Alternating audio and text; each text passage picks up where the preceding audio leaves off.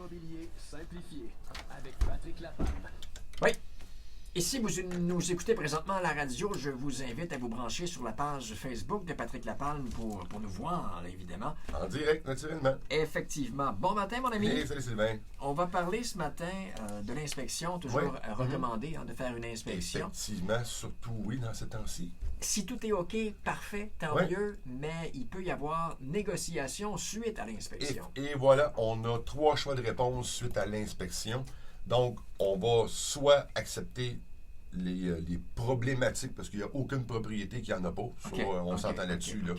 Il y en a toujours des petits trucs qui vont avoir à faire. Soit qu'on va remettre les pages des problématiques au vendeur et on va faire une négociation suite à la découverte de ce fait-là. Parce que l'inspecteur va nous remettre le tout par écrit. Oui, le tout par écrit, naturellement. Puis ça, l'inspecteur, on en a déjà parlé, mais on y reviendra. Et aussi, on peut aussi sortir de l'offre d'achat complètement. On va donc remettre le rapport en entier et on va dire, on met la promesse d'achat non avenue. Pour une pécadille ou ça prend quelque chose de gros là, pour sortir de... Pas nécessairement. Ça prend vraiment des facteurs significatifs qui vont augmenter les dépenses ou vont diminuer les revenus. Okay. Donc, on part du début. Notre client acheteur, il a de l'intérêt sur une propriété. Donc, il va recevoir la fiche, soit lors de la visite ou avant, tout dépendant. Il va bien lire la déclaration du vendeur parce que c'est important de faire notre lecture de déclaration du vendeur et les annexes. On peut y découvrir à l'intérieur de ce document-là, la déclaration vendeur. Donc, c'est le vendeur qui nous a rempli cette déclaration-là, qui peut avoir eu un exemple, une construction des années 60 qui n'a pas de drain français. Ben donc, c'est pas un vice, c'est dans ces années de construction-là. Ouais. Il n'y avait pas d'obligation de le mettre. Donc, vous ne pourriez pas aller négocier sur le fait qu'il n'y a pas de drain français sur la propriété, parce que vous le saviez déjà dans la déclaration du vendeur. Ouais. Si, un exemple, le revêtement de toit a été fait en 2001, j'exagère un petit peu, là, mais on le voit vraiment visuellement lors de la visite, qui commence à être fripé.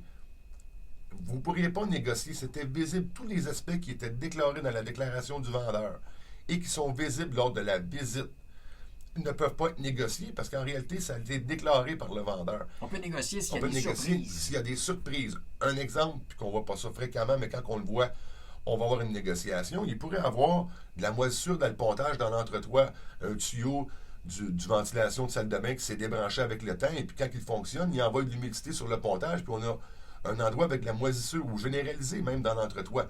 Là, vous avez un facteur significatif qui va vous augmenter vos dépenses par rapport à l'achat de la propriété. Puis il faut aussi retenir ce que les tribunaux nous disent aussi. Il ne faut pas prendre en considération l'usure normale, les éléments apparents et l'âge de la propriété, parce que vous le savez déjà que cette propriété-là a été construite dans les normes des années 60 et non dans les normes des années 2020. C'est différent. Et quand vous allez faire votre promesse d'achat, vous allez appliquer votre prix en conséquence de ces faits-là avec votre courtier naturellement. Advenant le cas qu'on va faire l'inspection, tout se déroule bien, notre premier choix de réponse, l'offre d'achat est acceptée, on a réalisé notre clause d'inspection. Notre deuxième choix, l'exemple que je le mets tantôt, on découvre la moisissure dans le pontage, bien là, vous allez ouvrir une négociation. Parce que là, en réalité, le vendeur n'était pas au courant, l'acheteur n'était pas au courant, découverte par l'inspecteur, et c'est un facteur significatif qui va augmenter vos dépenses pour garder la propriété saine. C'est ce qu'il ne faut pas oublier. Donc, vous allez fournir les pages de l'inspection, vous allez vous faire même des estimations de coûts de travaux pour aller régler cette problématique-là, et le vendeur aussi va faire de la même chose, et on va ouvrir une porte à la négociation. Il faut toujours s'assurer que vraiment le fait qui est là, ce n'est pas une pacotille. Parce qu'on peut arriver dans une propriété et là, il y a quelques lumières qui sont défectueuses, il y a des calfeutrages à faire partout, puis ça, je vous dirais, c'est 99% des propriétés.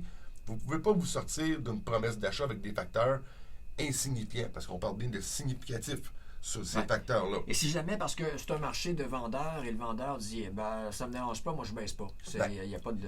Ça peut arriver, puis très fréquemment, quand on l'a présentement dans le marché qu'on a, on va recevoir plusieurs offres d'achat. Mais donc, là, il va y avoir une modification de la déclaration du vendeur, de la part du vendeur, qui va décrire la problématique qui a été découverte lors de l'inspection. Parce que l'acheteur, lui, va avoir sorti de l'offre d'achat, va lui avoir remis les rapports en entier. Et ce rapport-là, il faut qu'il soit disponible à tous les autres promettants acheteurs. Donc, là, vu qu'il ne connaissait pas ce fait-là, il va modifier sa déclaration du vendeur, il va l'indiquer. Il va ensuite fournir le rapport d'inspection sur demande en modifiant sa déclaration du vendeur en lui disant qu'il y a un rapport d'inspection qui est disponible. Donc, c'est des facteurs significatifs et non des pacotilles qui peuvent être négociés sur l'inspection. Mon agent peut me guider, évidemment. Naturellement, il va vous guider aussi sur le prix, la valeur de la propriété par rapport à son usure normale. Et voilà, on va travailler ce fait-là. Soit on va remettre l'offre de non avenue, on va l'accepter tel quel, ou on va faire une négociation suite à l'inspection. Merci, Patrick. Super éclairant, encore une fois. Si on veut te joindre. Facilement au 450-499-5544 sur ma page YouTube. Tout est disponible et aussi sur Facebook. Patrick, on est en direct. La Palme, un but, une passion. Vendu. Ouais, monsieur. C'est l'heure des sons du matin.